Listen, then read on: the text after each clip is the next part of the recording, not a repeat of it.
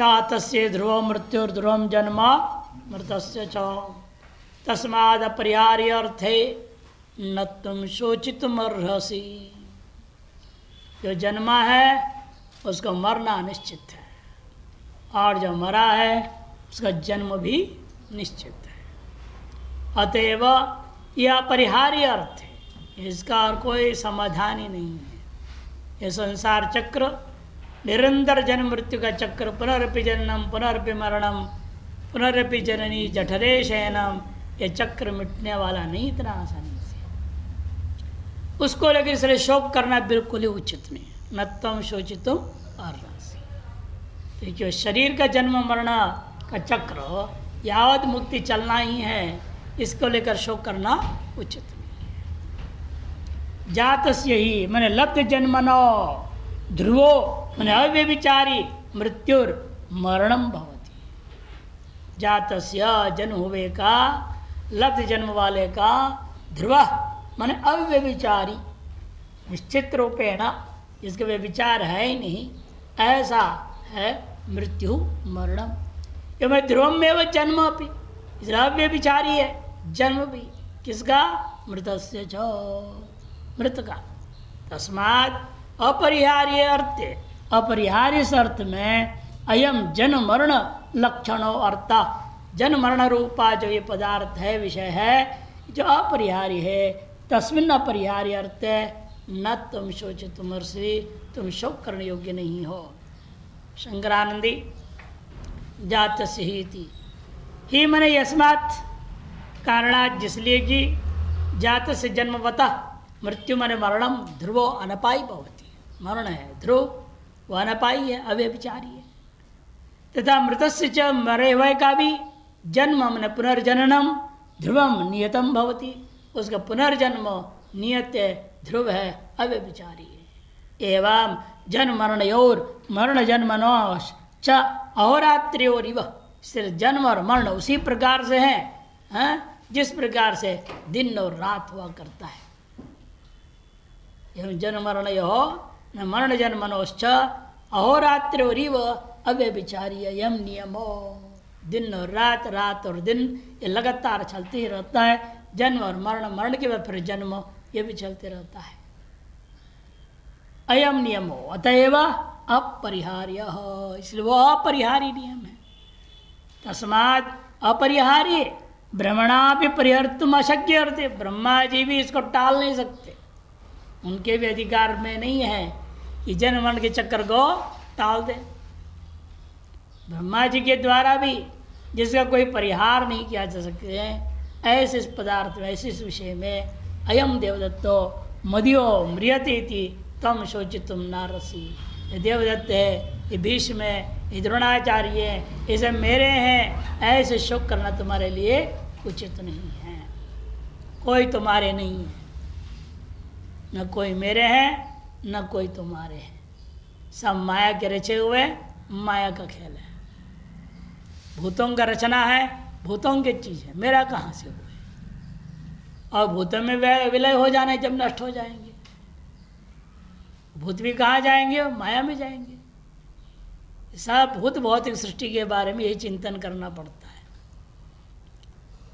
इसे दाहिना पैर मैं नहीं हूँ, यह पंचभूतों का कार्य है, अतः भौतिक होने से पंचभूतों का है, ये मेरा नहीं है। न मैं हूँ न मेरा है, फिर किस बात के इस पैर से मोह? कट जाए तो कट जाए, जाए भाड़ में जाए, उसके अपने हैं। बिल्कुल इससे निरंतर आपको जो है काटते रहना पड़ता है, नेति नेति वाला सिद्धांत को अपनाना पड़ता है, तभी धीरे धीरे अहम मम भाव और उसके जो शोक मोह कटते जाता है। टिप्पण संख्या देखिए 227 का।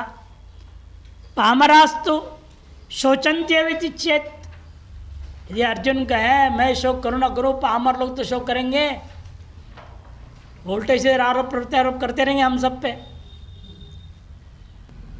भगवान राम ने अपनी लीला जो रचनी थी रच ली, रावण को मार के आ भी गए, बड़ा धूमधाम से राजा भी बन गए, लेकिन धोबी ने छोड़ा नहीं। 2 महीने कह दिया उल्टा काम, छोड़ा क्या? पामर तो बोलेंगे ही। देखो दूसरे के घर में रही 12 साल, वो उसको उठा के ले आया। अपने पत्नी मायके गई, 1 महीना बोल के 3 दिन देरी से आई, तो उसको सुना रहा है मैं राम थोड़ी हूँ। 12 साल पराया घर में आकर रह कर आ गई, उसको अपना लिया। मैं 3 दिन तुमने ज़्यादा किया ना वहाँ, अपने मायके पराया घर भी नहीं था, उसको दंड दे रहा है। अरे बात राम तक पहुंच गया। तो इसीलिए हम बोले ना बोले, हम सोचे समझे हम तो ब्रह्मज्ञानी हो जाएं, लेकिन व्यवहार में तो पामर लोग ज्यादा है ना, ये तो कहेंगे ही। उनके लिए क्या समाधान है? तो उसी को लेकर के पामरास्त शोचन्ते वे तो शोक मोह करेंगे ही, आरोप प्रत्यारोप चलेगा। यदि चेदाह जातस्येति विचार अभावात् ते शोचन्तो, देखो विचार के अभाव के कारण से वे भले शोक कर रहे, तंतो न तथासीति बोधेति, लेकिन तुम तो ऐसे नहीं हो, इस प्रकार से बोध करा रहे हैं। अतएव वक्ष्यति, इसलिए आगे कहेंगे भी, मयैव एते निहता पूर्वमेव, मेरे द्वारा इन सबको पहले से मार दिया गया। इनका कर्मक्षय हो चुका, अंतिम दिन आए हैं तभी सामने खड़े हैं, मरने के लिए तैयार होकर खड़े हैं। ऋते पित्वा न भविष्यन्ति सर्वे, और तुम और तुम्हारे जो भाई लोग हैं, इन्हें छोड़ के कोई नहीं बचने वाला है। पूरे 18 अक्षौहिणी सेना स्वाहा होना है, कोई नहीं बचने वाले।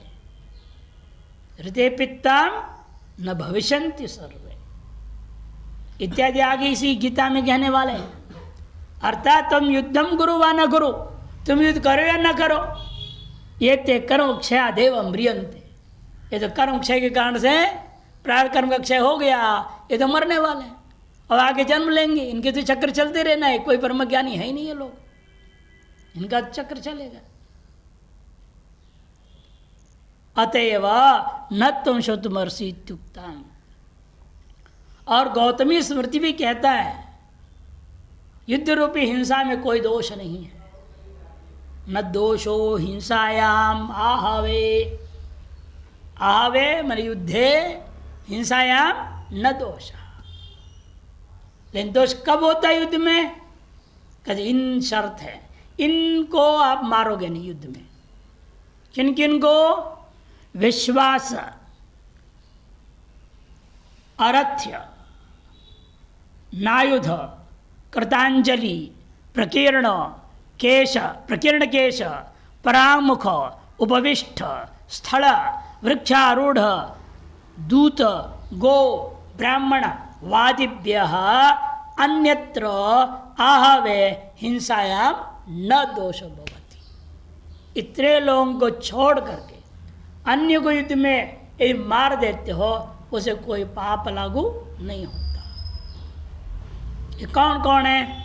विश्वास, विश्वास का अर्थ क्या? एक एक अर्थ किया वहाँ आगे। अर्थात युद्ध में हिंसा से दोष नहीं होता, किंतु इन्हें छोड़ करके, विश्वास माने विश्राम करता हुआ, युद्ध भूमि में ही रथ से उतर गया और विश्राम कर रहा है, उसको नहीं मार सकते।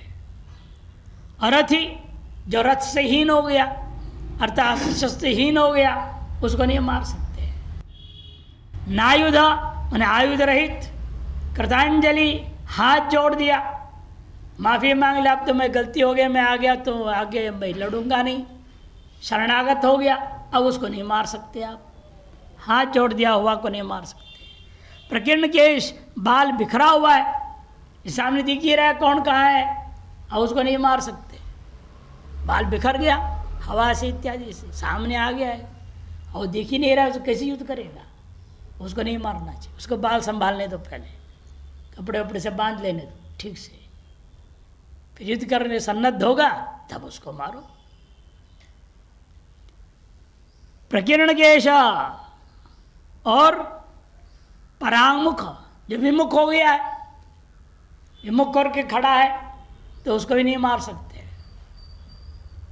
उपविष्ट, रथ में बैठा हुआ है, थक गया, बैठा हुआ है, थोड़ा पानी वानी पी रहा है, चाय पी रहा है, कुछ भी हो, नहीं, उसको नहीं मारने का। रथ में बैठा हुआ, आज भी देखो यदि कार आप खड़ी कहीं हो सड़क पे और ड्राइवर बैठा हो तो चलान नहीं होगा, कोई बैठना पड़ेगा उसमें। ऐसे छोड़ के चले गए तो चलान कर देंगे, यहाँ छोड़ा कैसे। इसे उपविष्ट हो रथ में, उसको मार नहीं सकते आप।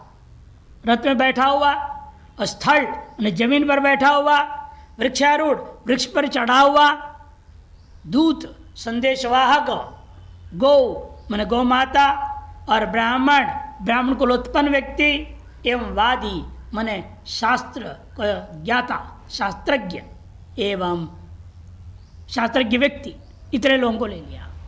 याज्ञ स्मृतिकार भी कहते हैं न या हवेश युध्यन्ते भूम्यर्थम अपरांग मुखा अकूटैर आयुधैर्यांति ते स्वर्गम योगिनो यथा। जैसे कर्मयोगी स्वर्ग को प्राप्त कर लेता है, वैसे योद्धा भी ये युद्ध भूमि में मर गया तो वह भी स्वर्ग को प्राप्त करता है। कब? आहवेशो युध्यन्ते, इसलिए भूम्यर्थम, भूमि के लिए, अपरामुख संत, अपरामुख होकर के लड़ता है, वो भी लड़ाई में अकूटैर आयुधैर, कूट आयुधों से नहीं, छल कपट पूर्वक नहीं करना चाहिए। तब यदि वह लड़ते लड़ते मर भी जाए ते स्वर्गम योगिनो यथा, ये स्वर्गम यान्ति, स्वर्ग को प्राप्त कर जाएंगे योगिनी के समान। इसलिए इन लोगों के शरीर के मरने को लेकर तुम्हें चिंता करने की जरूरत नहीं है। शास्त्र की विधि के अनुसार तुम युद्ध लड़ो, खुद मरो या वो मरे, कोई भी मरे, उसमें कोई चिंता वाली बातें नहीं है। खुद मर गया तो स्वर्ग मिलेगा, वो मर जाए तो उनको स्वर्ग मिलेगा, लाभ लाभ है ना, कहाँ नुकसान है कुछ इसमें, और कोई पाप है ही नहीं। इसीलिए अवश्य तुम्हें लड़ना चाहिए, शोक करना छोड़ो। 28वें श्लोक की अवतरणिका भाष्यकार दे रहे हैं, कार्य कारण संघातात्मकान्यपि भूतानि उद्देश्य शोको न युक्त कर्तुम। शरीर आदि को ही आत्मा मान करके भी शोक नहीं करना, शरीर का मरना जन्मना नियमित है, बहुत अव्यभिचारी नियत है।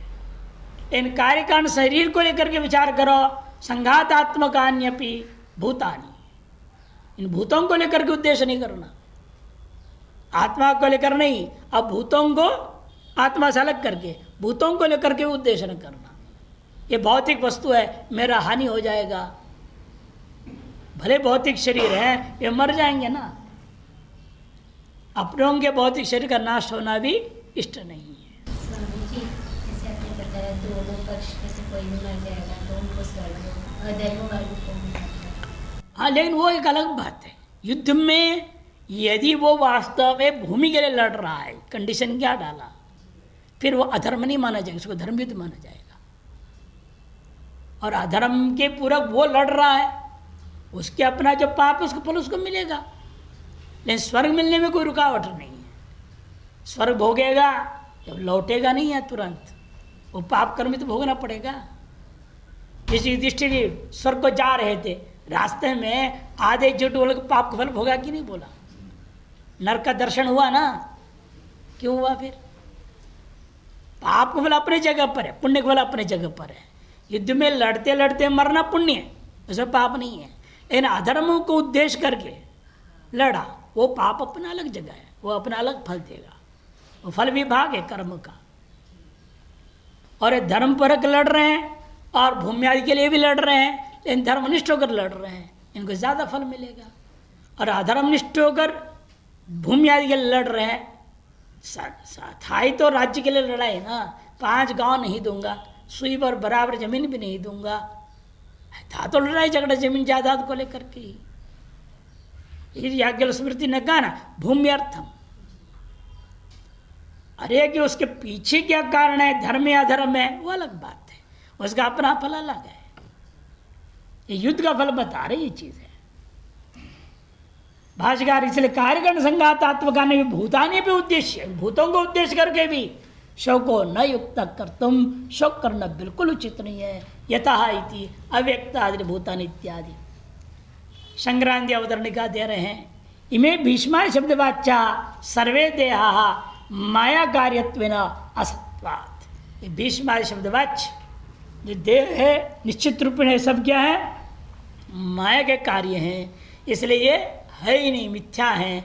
असत्वात् एते मदिया इति न कदापि शोचनीयम, ये मेरे हैं ऐसे कभी शोक नहीं करना चाहिए। इस बात को सूचित करते हुए कह दे रहे हैं। अव्यक्तादीनि भूतानि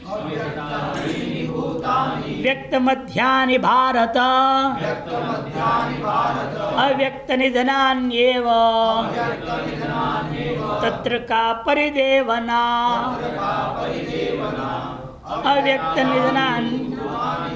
अव्यक्तमध्यानि भारत अव्यक्तनिधनान्येव तत्र का परिदेवना। अव्यक्त आदीनि भूतानि, अव्यक्त है, अव्यक्त मैंने माया ही है, आदि मैंने कारण जिनका, माया ही है कारण जिनका, उन्हें कहते हैं अव्यक्त आदि। कौन है? ये सकल भूत भौतिक जगत। इन बीच में क्या हो गए ये? अब तो अव्यक्त है ही नहीं, हमारे व्यवहार के विषय बन रहे हैं। कहते व्यक्त मध्यानि, इन मध्य काल में केवल व्यक्त अनुभव में आ रहे हैं। अव्यक्त निधनान्येव, इसलिए इनका लय स्थान भी क्या है? माया ही है। जब वे नष्ट होते हैं तो कहाँ जाएंगे? ये माया में ही लय हो जाएंगे। अतएव तत्र तस्मिन् विषय का परिदेवना, इस विषय में आप किस प्रकार से प्रलाप करना, दुखी हो जाना, ये बिल्कुल उचित नहीं है।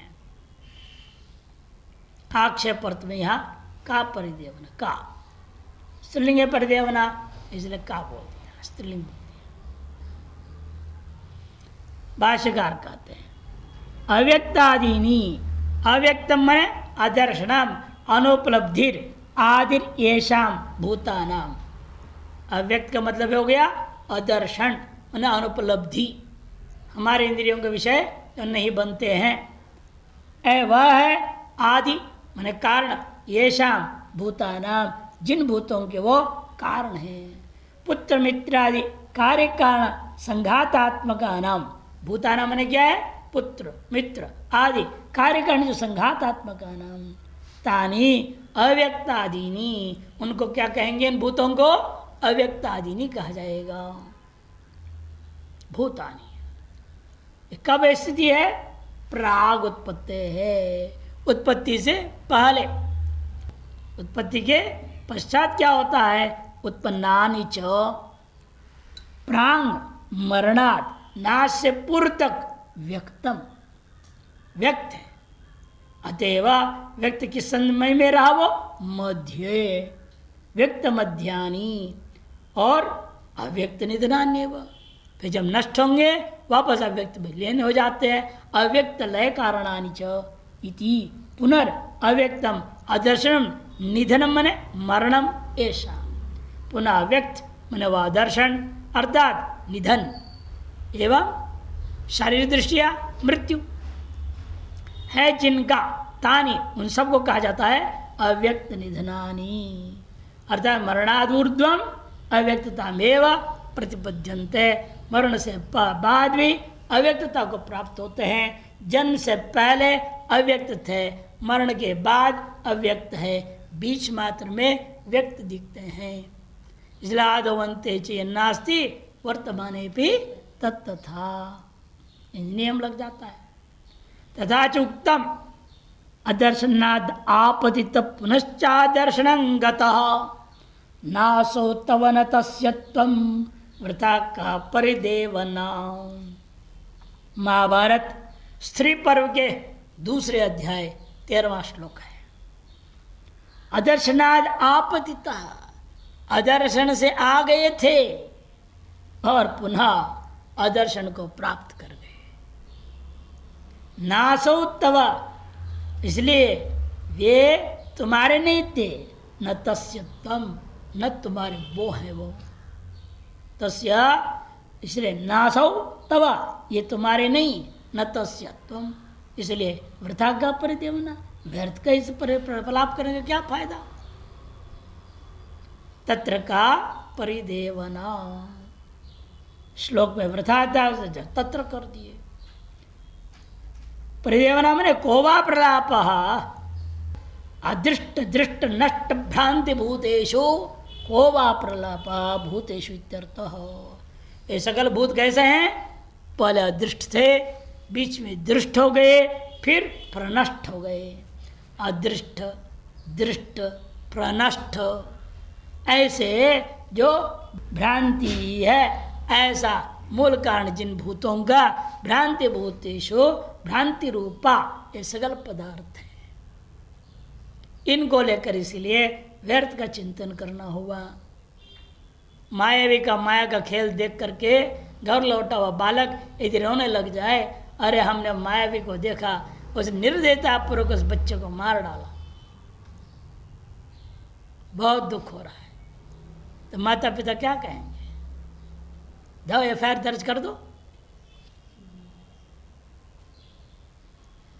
कहेंगे अरे पागल, वो तो झूठा था, वो अकेला दिखा दिया इसने, उसकी कमाल है, वो तो मायावी की कमाल है।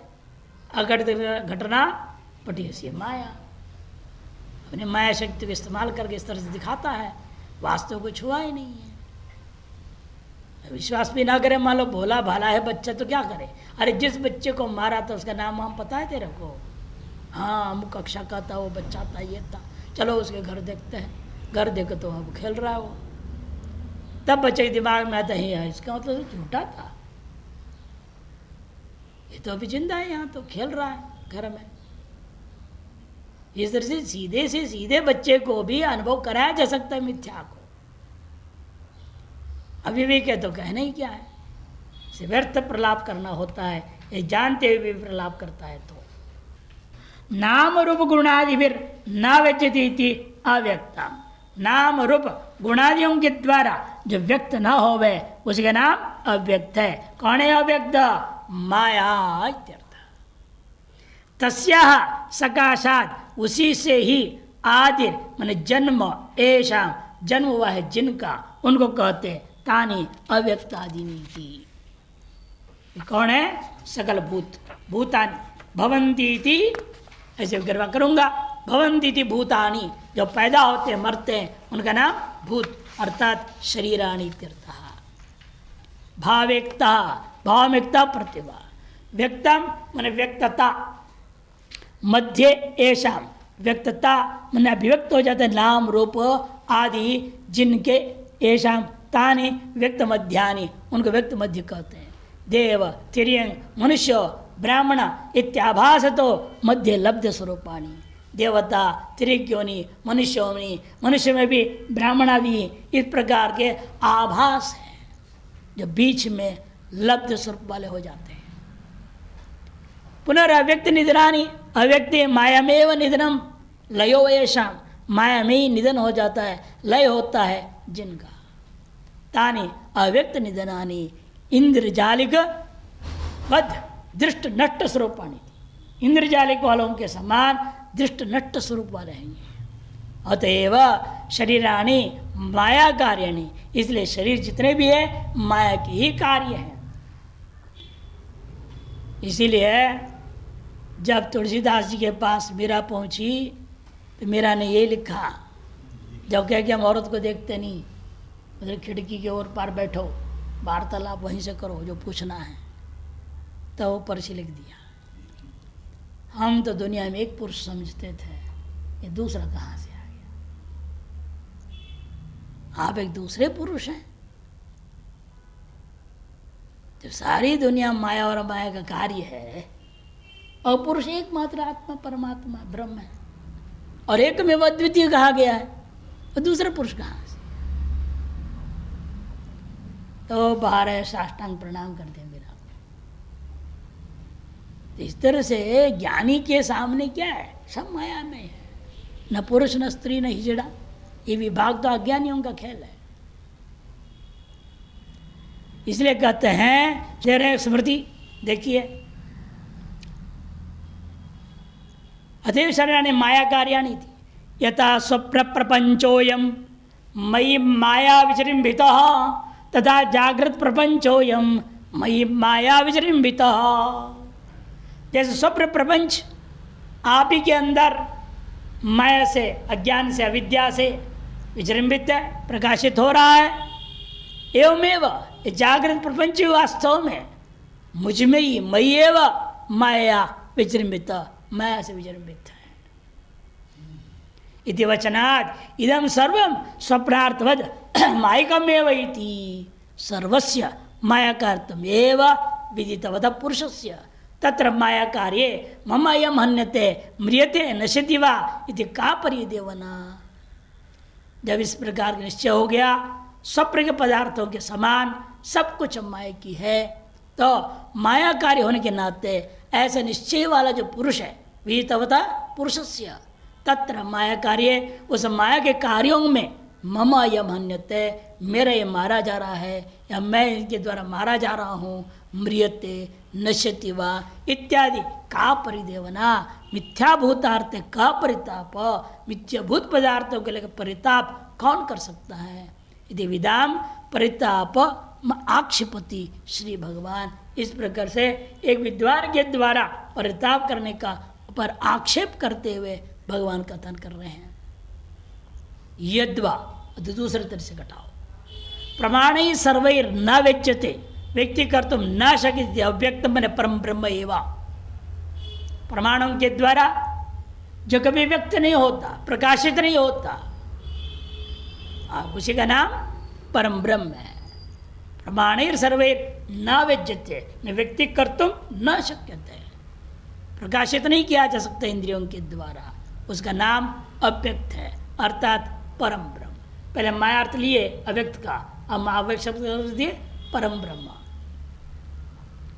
तद अग्रहणाद आदिर जन्म, तारस जो अग्रहित है ब्रह्म वही है आदि मैंने कारण जन्म के प्रति जिनका ऐसा तानि अव्यक्त आदिनी भूतानि यतो वाचो निवर्तन्ते, नहीं वो नहीं, यतो वा इमानि भूतानि जायन्ते येन जातानि जीवन्ति यत् पर्यन्त विसंशन्ति इति। यतो वा इमानि भूतानि जायन्ते, जिस ब्रह्म से ही माया का असर करता हुआ ये सारे जगत उत्पन्न होता है, उसको यहाँ पर ले लिया उस श्रुति के आधार पर। तदग्रहणाद आदिर जन्म येषां तानि अव्यक्तादीनि भूतानि, शुक्ति अग्रहणाद रजतवद, ये शुक्ति रूपी अधिष्ठान का अग्रहण होने से रजतादि का अभिव्यक्ति हो जाता है। उसी प्रकार से आत्मा अग्रहणाद लब्ध जन्मा नित्यर्थ, आत्मा का अग्रहण होने से ये जगत लब्ध जन्मा हो गए। तथा व्यक्त मध्यानि सर्वं व्यंजयति इति व्यक्तम, जो सबको इंद्रियों के द्वारा अभिव्यक्त कर दिया जा सके उन सब का नाम व्यक्तम। अंतःकरणम मध्य स्थिति काले ऐशाम, तार अंतःकरण विशिष्ट है मध्य में स्थिति काल में जिनका। तानि उन सकल भूतों को कहा जाता है व्यक्त मध्यानि। देव तिरि मनुष्यादि भेदम, स्त्री पुंसादि भेदम, पितृपुत्रादि भेदम, अहम मम अयम इत्यादि संबंधंच।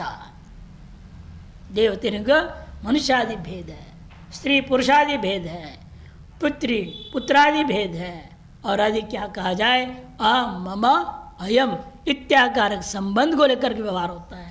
कल्पयित्वा अंतःकरणमेव प्रपंच निर्वाहम करती, अंतःकरण वास्तव में संपूर्ण प्रपंच का निर्वाह करता है। तेना इसलिए इनको व्यक्त मध्यानि कहा जाता है। यावद अधिष्ठान अदर्शनम तावत तेषां सत्ता स्फूर्ति आदि स्व सवासन अंतःकरण बलादेव, वासना सहित अंतःकरण के बल पे यावत अधिष्ठान का दर्शन नहीं होता तावत काल पर्यंत सत्ता स्फूर्ति आदि से विशिष्ट रूपेण यह जगत हमें दिखाई देता है। तस्मात् इनको व्यक्त मध्यानि इत्युच्यन्ते। भूतानि मनोवृत्तिमयम द्वैतम अद्वैतम परमार्थता, मनोवृत्तिमय है द्वैत, अद्वैत है परमार्थता। इति वचनात्, इस वचन से स्पष्ट ही है।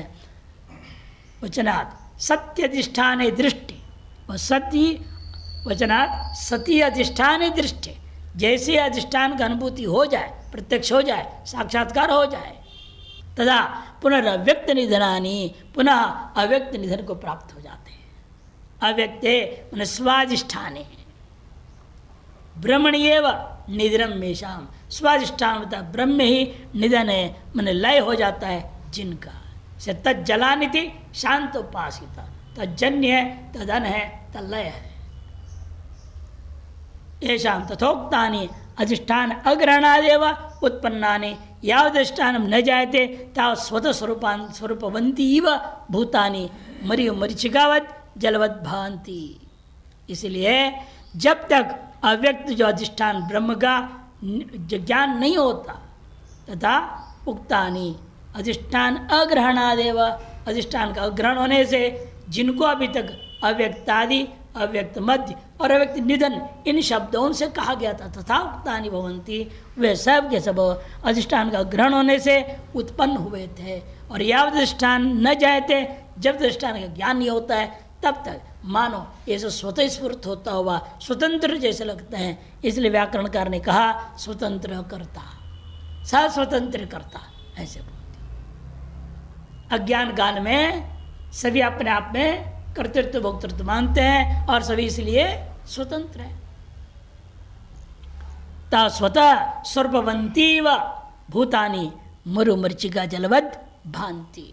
अधिष्ठान दृष्टे, जहाँ अधिष्ठान ब्रह्मानुभूति हो गई तो अधिष्ठान मात्राण्य एवं भवंती, अधिष्ठान से व्यतिरिक्त कुछ भी नहीं रहेगा। अधिष्ठान मात्र ये सब हो जाएंगे। न तो वितरिच्छन्ते, उसे अलग कार्य रूपेण जो भाषित हो रहे थे अब नहीं भाषित होंगे।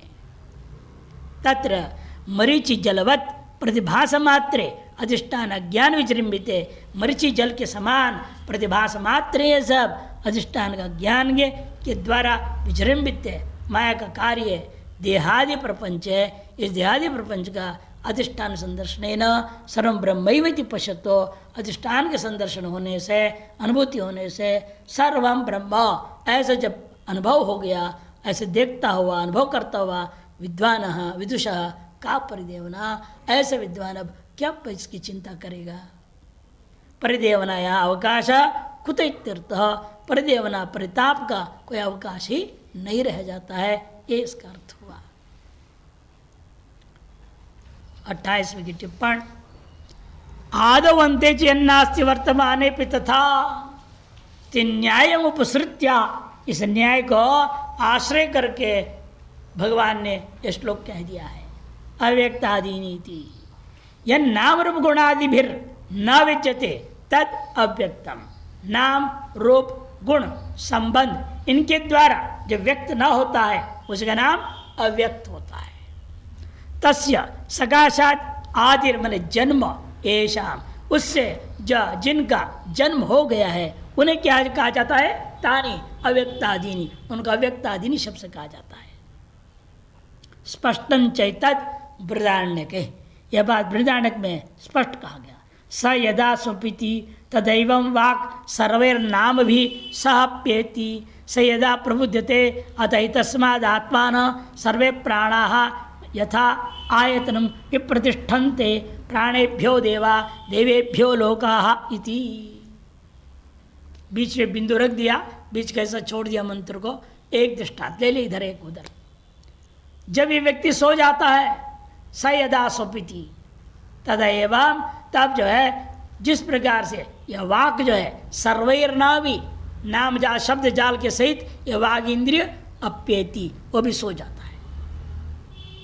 से यदा प्रबुध्यते, जब ये आदमी जग जाता है तो सबसे पहले क्या होता है, एतस्माद् आत्मना, जिस आत्मा में सब लीन हुए थे उसी आत्मा से निकल पड़ते हैं। सर्वे प्राणा मने, इसलिए प्राणाकार कर दिया इंद्रिया ने। ये सारी इंद्रियां अपने अपने आयतन में गोलकों में जाकर के बैठ जाते हैं।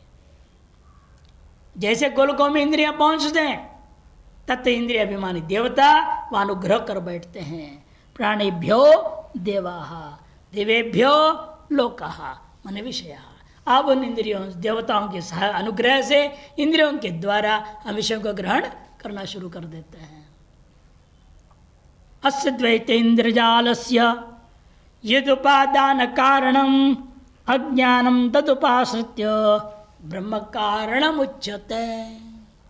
इसलिए वास्तविक ब्रह्म कारणत्व भी नहीं है, ब्रह्म कारणत्व नहीं है, न कार्य न कारण है। अस्य द्वैतेन्द्र जालस्य, यह जो द्वैत रूपा ऐन्द्रजालिक जगत दिख रहा, मायावी का जगत दिख रहा है। मायावी कौन है? यहाँ ईश्वरी है। मायाम तो प्रकृति विद्या, मायनम तो महेश्वर, ये कहा गया। इसीलिए कि वह कहे ये जो द्वैत इंद्रजाल के समान है, जो इसका उपादान कारण का नाम अज्ञान है। उस अज्ञान के ही आश्रय करके हम ब्रह्म में कारणत्व कथन करते हैं। वस्तुतस्तु ब्रह्म न कारणम नवा कार्यम भवति कस्यचित्। वस्तुतस्तु ब्रह्म जो है किसी भी चीज का न कारण है न कार्य हो सकता है।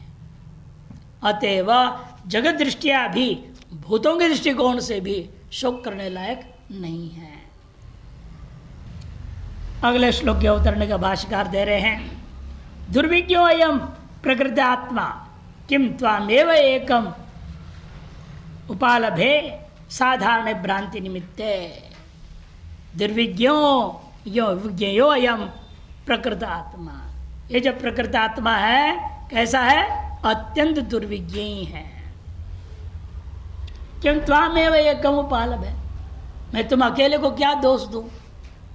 सारी दुनिया भेड़ बकरी के चाल में लगे हुए हैं, सब दुनिया के पीछे भाग रहे हैं, ये तुम्हें ही दोष देना कोई बड़ी बात उचित नहीं लगता है।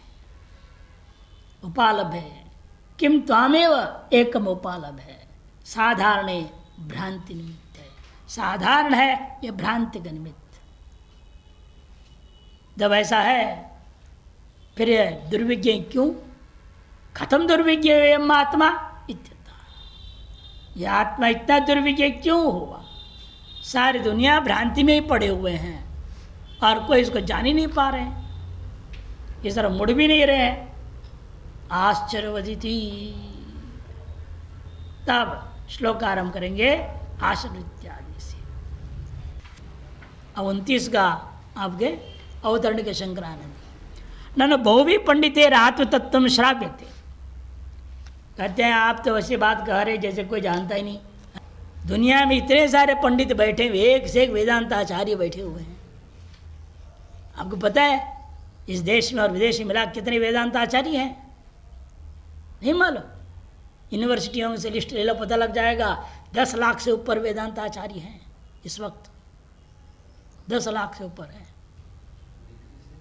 जो यूनिवर्सिटियों से प्राप्त किए हुए लोग। हमारे जैसे छोड़ो, विदाउट सर्टिफिकेट वाले हमको छोड़िए। अरे प्रतिवर्ष कम से कम 4-5 10 हज़ार निकल रहे हैं प्रतिवर्ष, सब यूनिवर्सिटियों से गिन लो, पर जो 10,000 तो निकलते ही होंगे कम से कम। लगा लो कितने लाख होंगे। बूढ़े से जवान वेदांत आचार्य, नया वेदांत आचार्य और वृद्ध वेदांत आचार्य, सबको गिनोगे तो 10 लाख से ऊपर ही बैठेगा।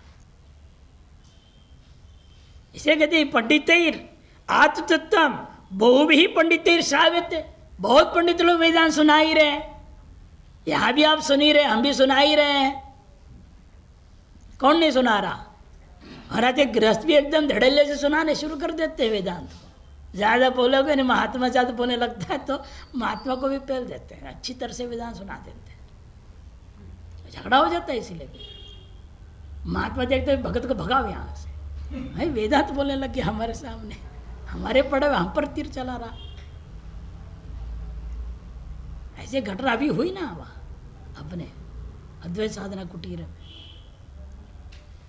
गुरु के सामने चेली बोल पड़ी, चेली को निकाल दो। इसे बड़ा मुश्किल काम होता है, वेदांत आसान थोड़ी है? श्रूयते मन्यते च बहुभी श्राव्यते बहुभी श्रूयते बहुभी मन्यते च। बहुत तो सुना रहे हैं, बहुत सुन रहे हैं, बहुत मान रहे हैं, मनन भी कर रहे हैं, तथापि एतादृश ज्ञान न कुत्रचित् दृश्यते। फिर जिस प्रकार की ब्रह्मानुभूति, ब्रह्म का अपरोक्ष साक्षात्कार की बात आप कर रहे हो, ऐसा तो हमें कहीं नहीं दिखाई दे रहा। इत्याशंकायाम जवाब देंगे। मम ईश्वर से श्रुत्य आचार्यात्मनांच प्रसादेन विना लब्धुम अशक्यम।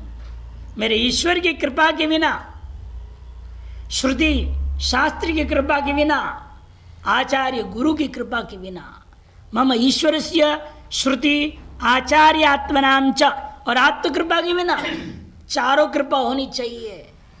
बिना प्रसादेन विना लब्धम अशक्यमिति सूचयितुम, इस बात को सूचित करने के लिए जिज्ञासु श्रोतृवक्तॄणाम अति दुर्लभत्तम वदन आत्मनिर्बोधत्वम प्रतिपादयति। जिज्ञासु, श्रोता, वक्ता इन सभी के लिए वास्तव में अत्यंत दुर्लभ है, इस बात को संकेत करता हुआ सूचित करने के लिए, आत्मा के दुर्बोधत्व को प्रतिपादन करने के लिए अगला श्लोक आरंभ होता है। आश्चर्यवत् पश्यति इत्यादि।